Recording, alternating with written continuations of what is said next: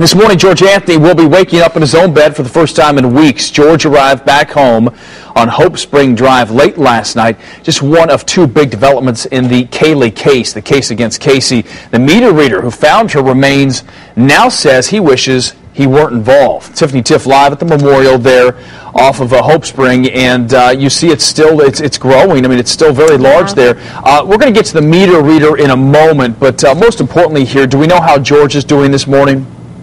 We do, Eric. We spoke with his attorney, Brad Conway, and he says that George is happy to be home. He just needs some time, some space, and some privacy right now. He also tells us that George will be receiving outpatient treatment at a location near the family home.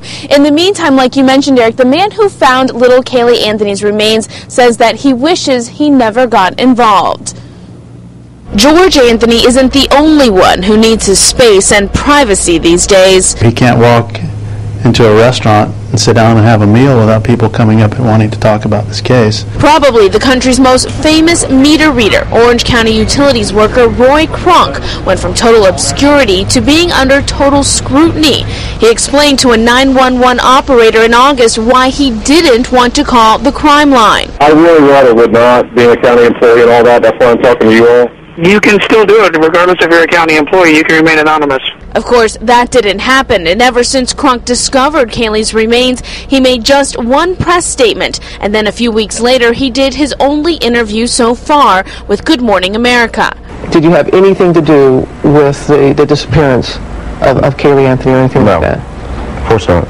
Attorney David Evans tells us that Kronk never sought out the publicity, but the scrutiny likely isn't over because Casey's defense team has to make someone else look like the bad guy.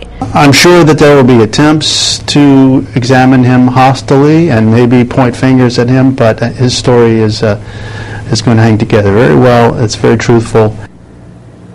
Now, Roy Kronk's attorney says that there are no plans for future interviews, but that he's not ruling that out. As for the Anthonys, their attorney expects to hold a press conference this afternoon to update us on George Anthony's condition. And Kaylee Anthony's public memorial service is expected to take place sometime next week. No word yet on if George or Cindy Anthony will be speaking at that service. For now, reporting live, I'm Tiffany Tift, Local 6 Morning.